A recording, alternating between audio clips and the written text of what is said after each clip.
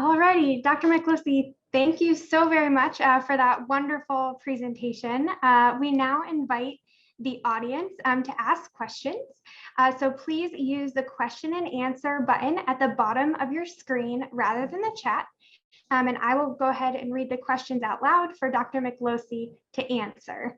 Looks like we have a few so far. So the first one, Dr. Jeno Gier says, thank you for an excellent presentation, Dr. Miklósi. It was great to hear the historical development and the fresh insight around the human-animal partnership as a theme. Comment. Sarah says, thank you for the great presentation. I'm curious as to whether you've begun any research to classify any species according to this taxonomy, and if yes, what kind of results are you seeing so far? Well, thank you very much. I'm very happy to be here at this conference, and it's great to have so interesting questions. And this question is actually a little bit provocative because really there's not so much research going on. So I think this idea, what you're now calling taxonomy, which actually is a good interpretation, would really need other input from other experts who are working on goats, on horses, on pigs, and so on. Although we started some little research on cats and comparing, for example, the attachment behavior of cats and dogs towards people, as some other research groups have done already. So I think this taxonomy will have to wait a little bit until there's more research, comparative research, but I hope that this presentation might also initiate some people to actually join this project or to join this approach, and also provide some interesting new data that we can use in this comparative insights. Thank you. Thank you. All right, it looks like we have another one from Daniela. If synchronization between a human and a companion animal might be a relevant expression of bonding, how would you measure it? For example, what behavioral context, what types of assessments? She assumes that this has been researched experimentally already for human-dog interactions. Well, yes, actually, synchronization is a very interesting aspect, and this is one where it's very difficult to measure. So there are many ways of measuring this. Traditionally, obviously, what people would use are some behavior indices, meaning that what the dog is doing or what the cat is doing and what the human is doing in parallel. So we should establish the synchronization in time and action. So that would be one traditional measure. Actually, it's not easy, and it takes a lot of time. The other alternative, which we are also now sort of investigating, using some motion sensors that could also be applied both on the human and on the animal. And then this would actually give us a more objective and maybe even more reliable data on these, what we call acting together at the same time. So that could also be a measure of synchronization.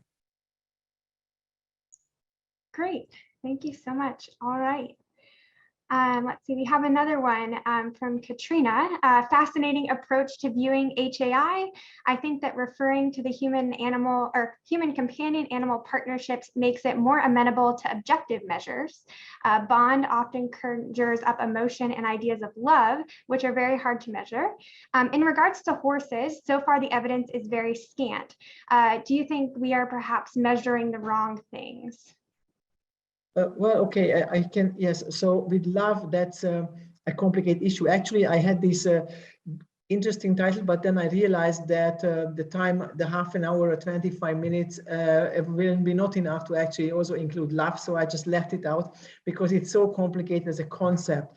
Even within or among ourselves, we have the problem, I think, with, and also the English is has basically this one word for a very positive emotion between two people. In Hungarian, we have actually at least two words that makes it a little bit simpler to express this very close relationship and something which is more closer to a friendship version. So I think this also suggests, and that's why I didn't start to talk about that, because that would take a lot of time, that comparing emotions in different animals, including humans, is a complicated issue, especially also because we humans, I mean, the researchers have a very strong concept on love or hate or anger or jealousy and so on. And obviously dogs have, or even my cats have, something analogous to love, but to find it out by measuring behavior, observing behavior is rather difficult. So that would be the point actually that I wanted to make in the presentation, that that's sort of an impossible task to actually find out whether dogs love us. But I think that is not so important, because it's actually enough that the owners believe, or most owners believe, that their dogs love them. And I think we should just stay with this at the moment. Great, thank you. All right, so the next one is from Montala. Do you think that there are any barriers to human-animal partnership? If so, how can we perhaps combat this to make the human-animal partnership more common in spaces like universities or mental health resources? Oh, okay. I wasn't sure what barrier that you meant by the barrier. I think there should be barriers. We are two separate species, so that's actually normal to have some sort of barriers. In different, there are many aspects of that. But I think the end of the question you are referring to, that in some other setups, like in a hospital setup, the barriers that exist at the moment could maybe be lifted or changed or yes, to improve or improved in some sense. And I think here is always the common sense what is important. I mean, now you can also see that, especially during this COVID situation, I mean, even the human interaction in a hospital has some barriers, because for obvious reasons. So the same actually is true for the animal-human relationship. So there are settings, for example, in many cases of the aftercare, where animals can have a place in a hospital or can even be together. I know about a lot of sponsored let's say investigations where children hospitals can have dogs as partners, or even the family can take the dog into the hospital. But then again, there are many veterinary issues and hygienic issues involved. So, and also you have to ask the others who are also present whether they like this. So actually things are quite complicated. It's not just easy that we have a program that lets remove all the barriers between such interactions. We have to be very careful. But yes, I think there is this trend to make more things or more opportunities possible than it used to be before. Great, thank you. All right, the next question is from Lorena. She says, hello, Dr. Miklósi. Has an ethological diagram been developed showing any aspects of interaction between dogs and humans? I'm sorry, I couldn't really follow the beginning of the question. Can we? Yes, I can restate it. Yes, sorry, yes, thank you. So has an ethological diagram been developed between dogs and humans? Well, I'm not really sure what Lorena you mean by this ethological diagram. So basically, these are theoretical approaches. So basically, what I wanted to show here, that first of all, when we are talking about animal-human bond, this is a huge oversimplification, or just not true, but actually there's no meaning of this sentence, in at least how I try to make this obviously provocative a little bit. Second, that obviously there are a few species. Compared to these millions, there are really few, less than 20 for sure, that we can actually share or a meaningful interaction or have a meaningful interaction. And obviously this is what should be investigated. We don't know. I mean, we also did some work with guinea pigs. There are some other animals that could be included, but we don't know them. And we don't have enough data. So the diagrams are totally arbitrary that I had in my presentation. You should not really take them seriously. The idea was that maybe in the future, some people actually, as I said at the beginning, provide some more data, more detailed observations, and then we can really fill those diagrams with some more insight on these different species and actually show that when a cat when we investigate, for example, cat-human or dog-human attachment, we not only say that, well, yes, both species show some attachment, but rather we would say what are the similar aspects of this attachment relationship and what are the different aspects of this attachment relationship, because there are differences for sure. Thank you. All right, so a question from Karen. Thank you for this very interesting presentation. It may be too early to say, but I am curious, what impact do you see the pandemic having on human-animal interaction in regards to bond, love, and attachment?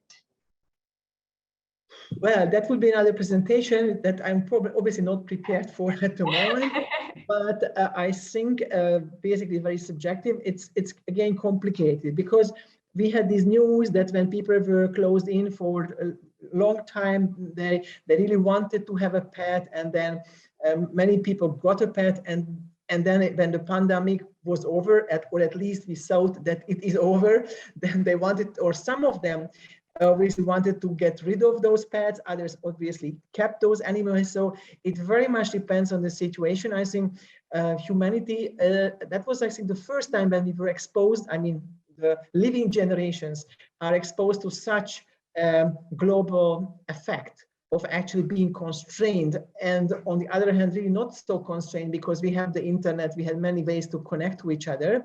So I think there's a learning process now going on depending on the local cultures and possibilities and economic situation of the people, how they might change their life or not. So obviously the relationship is changing, but it's always changing. It also has been changing. I mean, I'm thinking back in the 90s, human-dog relationship was very different from what you experience in 2015, for example. So the pandemic is a very specific effect, and I think researchers will explain to you in the next few, I don't know, 10 or 2 to 5 years, actually what has happened and what solutions might be there in actually not improve or maintain this intensive relationship that now a lot of people have with different species like cats, dogs, and some others. Great, thanks. So there's another question from Steve Feldman. Are increases in oxytocin, prolactin, endorphins, serotonin resulting from HAI not chemical markers of love? Yes, of course. I mean, if you like this expression, chemical markers, that's actually very nice to say. Yes, there are chemical markers of love. The problem is obviously to explain, for example, when these chemical markers act and how they influence our behavior, and especially, I mean, with the oxytocin, because this was also listed. If somebody would really look at that research that is producing oxytocin, there are many situations that actually oxytocin doesn't seem to be either related to something that we might call love, or actually you can also probably feel love or express love without having a huge rise in the oxytocin. So there are many other processes that play here a role. And also, for example, cortisol and oxytocin are actually sort of inhibiting each other's actions on some physiological processes. So this is a complex network of hormones and neurotransmitters, and I think we still are at the beginning of finding out how these relates to specific emotions. Great, and it looks like we have time for one more question. So can you talk a little bit more about how you conducted research both quantitatively and qualitatively, and what are some concepts we should consider as we study this sort of thing? Okay, so I think, well, we did a lot of research, for example, on attachment. That's one of my favorite topics, and that's why also I presented a little bit about this at the end. So, and really there are a lot of variations. So first of all, I think that we have now, I mean, not just our research group, but there are now established protocols how to investigate attachment between humans and animals, companion animals of different species. And I think when you using those protocols to compare them, you can come up with some quantitative measures, like how much time they are spending close to each other, how much time they have a physical contact, what actually happens if the animal is leaving, if the human is leaving this this contact. So they are actually leaving the room where the test is actually done. But also at another point, what is interesting is that what people have not really considered, that sometimes actually what happens when the animal is leaving. So you can also measure the human stress that the owners might actually show you or tell you about when they find out that their pet is now taken away. So these kind of measures really can be objectively done and in a comparative setting. So cats, dogs, even with horses. Obviously, you can't test a horse in a living room, but otherwise it's possible to do.